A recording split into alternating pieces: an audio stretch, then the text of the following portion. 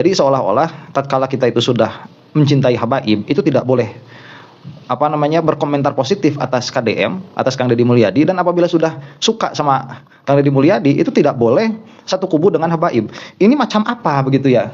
Ini bukan klub sepak bola begitu. Nah, ini saya rasa dan saya lihat ini adalah korban dari fitnah-fitnah yang ada. Orang sudah tidak memakai ilmu di dalam menghukumi suatu perkara begitu. Yang pada akhirnya Bapak Aing itu akan menjadi terus Bapak Aing begitu, siapapun yang melawan Bapak Aing akan saya hajar begitu. Dan yang suka habaib selamanya akan nggak suka sama KDM. Ini kekonyolan ya di dalam berpikir, dan ini kekonyolan di dalam menyikapi dinamika kehidupan. Karena yang namanya kehidupan itu tidak statis, itu tidak stagnan, tetapi dia memiliki dinamika begitu.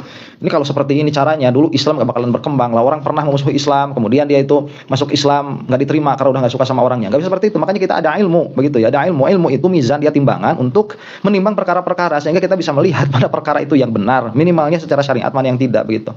Ini saya mau membacakan beberapa komentar yang bagi saya menggelitik. Ini adalah contoh dari orang-orang yang memang sudah terkena fitnah. Saya katakan ini fitnah dajjal saja sekalian begitu ya, fitnah akhir zaman ini. Ini komentar pertama. Kemudian, saya tetap tak percaya di Islam selagi memusuhi Habib. Nah, ini bego begitu ya. Mau jadi muhibbin yang malu-malu ini kayak gini ya. Muhibbin bego nih.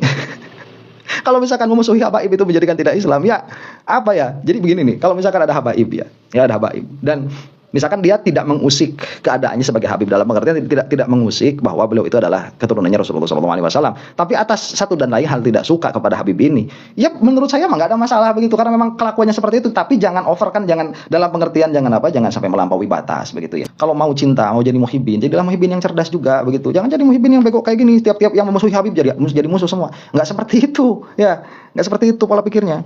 Yang mengatakan KDM musyrik itu bukan ulama tapi penjual agama, enggak ya, itu sudah saya bahas tadi. Kalau misalkan sesuai dengan ilmunya, ya memang ulama begitu. Cuman kadang-kadang kita setuju, kadang-kadang tidak. Demikian. Saya memahami misalkan orang kalau ada yang mengatakan dari ulama ini bukan penjual agama, sayang sama KDM, sayang sama umat, sayang sama rakyat. Misalkan saya memahami nanti kalau misalkan siapa Habib Bahar begitu ya mengatakan demikian dan demikian, saya memahami. Cuma saya tidak sepakat begitu. Dan itu bukan karena menjual agama, nggak seperti itu juga. Kang Deddy semoga sehat selalu. Yang musyrik itu yang percaya dongeng-dongeng khurafat. Nah, ini juga sama ini yang anti Habib berarti ya. Jadi kalau mau yang musyrik itu siapa? Yang musyrik itu ya yang percaya dongeng-dongeng khurafat. Nggak ada seperti ini. Yang diceritakan oleh habaib itu karomah, bukan khurafat. Ya, dan kenapa sih harus seperti ini orang-orang itu? Nah, si Deddy bukan musyrik tapi dia munafik. Nggak bisa. Coba Rasulullah SAW pernah bilang siapa munafik itu kepada siapa? Nggak pernah. Yang mukmin, zahirnya mukmin itu dikatakan iman. Yang zahirnya kafir itu dikatakan kafir. Sudah selesai itu.